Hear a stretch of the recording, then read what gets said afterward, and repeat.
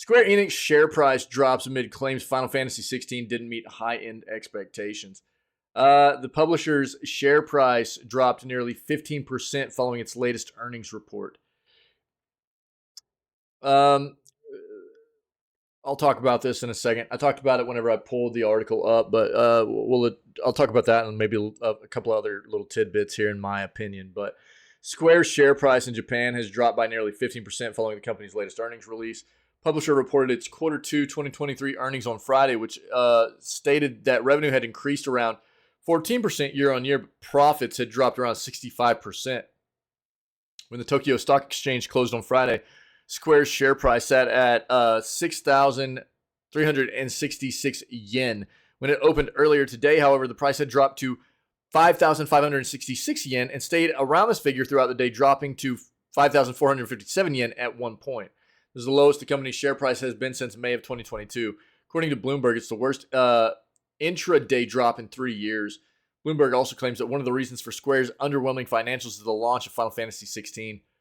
Publication cites 3 separate sources who attended Square Enix's post-earnings call, all of whom claimed President Takeshi Kiryu said the game's initial sales, in Bloomberg's words, did not meet the high end of the company's expectations. Kiryu also reportedly said that slow adoption of the PS5 was also a limiting factor in Final Fantasy 16 sales, and that the end of hardware shortages should open up opportunities to boost off. Dude, hardware has been available for a long time. Okay, so this is, I think, hopeful thinking on their part. PS5 exclusive Final Fantasy 16 shipped and digitally sold 3 million copies within a week of its release in June, according to publisher Square Enix. The figure means FF16's release sales were roughly in line with those of Final Fantasy VII Remake's launch, which managed around 3.5 million copies in 10 days.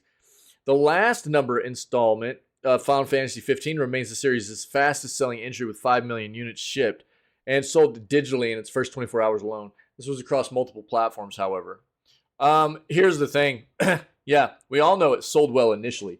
But from what we have kind of heard and seen reportedly is that Final Fantasy 16 sold well right out the gate and then just kind of stopped. It really just kind of sales tanked on it. Again, I think that I know there are a lot of people that have enjoyed this experience, and I'm not saying it's a bad game, but I don't think it's a traditional Final Fantasy game. It's a Devil May Cry-esque game with a Final Fantasy skin on it. It's very shallow RPG elements, from what I understand. I haven't played the game, but this is everything that I grasp from people I've talked to, things I've read, reviews. I've taken a lot of time to educate myself on, without playing this game, what it entails. And I think it's a well-developed game. I think that for what the game is, it's a good experience for people that know what they're getting into. But I think that for traditional Final Fantasy fans and traditional RPG fans, for that matter, you're not going to get that out of this game. And I think that's why people realized after the initial release that for a lot of people, it wasn't going to be for them, because this is not a traditional Final Fantasy game. And I'm not talking anything about having to do with the change from turn-based combat to action-based combat or whatever. Look, Final Fantasy has been transitioning,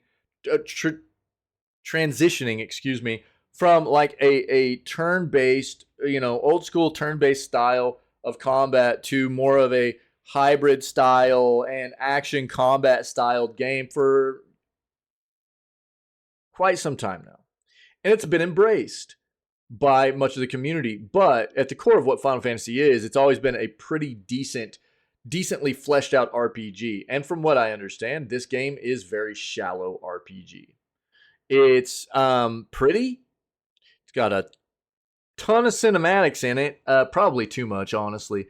What I think that, like, the game's roughly 35, probably average 35 hours long, and you're going to be experiencing about 15 to 17 hours of cinematics in the game. Don't get me wrong, there's nothing wrong with some great cinematics in the game, but if I wanted to watch Game of Thrones, I'll go watch Game of Thrones. I don't want to be sitting for half of my gameplay experience half of my campaign experience watching a movie. That's not what I'm looking for. If I want to watch a movie or a TV show, I'll go do that. I'm playing a game to play a game, man. Again, not that cinematics can't play a huge part in the experience and immersion for a game, but for a game to almost have half of its core gameplay, experience be cinematics is, I think, a bit weird for myself, at least. Now,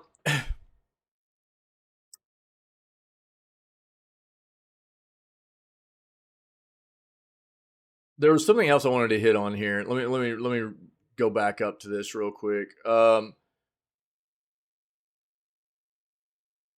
Again, I think that them trying to blame this on hardware shortage is a bit far-fetched for me. We know that PlayStations have been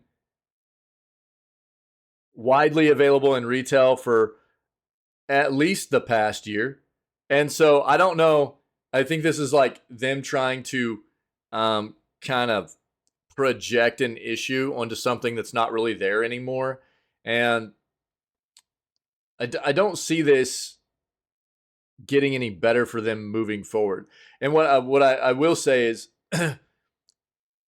I think this is at least going to show Square that changing an iconic series like Final Fantasy into, obviously, games evolve as we move forward. Technology evolves, gaming evolves.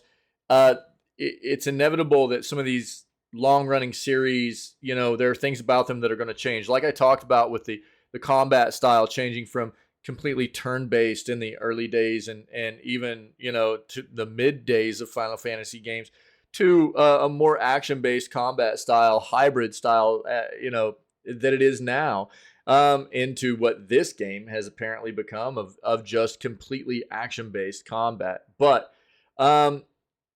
when you take away the core of what has made a series popular over a long period of time, and with this game, you're talking about a pretty decently fleshed out RPG system, and you take that away, it's going to turn a lot of traditional lovers of that series off. Not all, but a lot. I do think that it's going to make them go, well, I'll probably skip this one.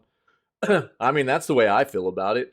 I don't care, you know what I mean, that you threw some chocobos in there and you threw some summons in there that are from the series. That's not going to entice me. That's not all I need. I need a Final Fantasy game to feel like a Final Fantasy game.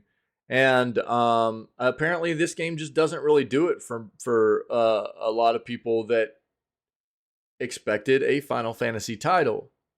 It's more like an action combat game skin, very, very shallow RPG elements, or an action combat game with a Final Fantasy skin with some very shallow RPG elements, from what I understand. And I think that's why it's probably not going to do as well as a lot of other Final Fantasy games have.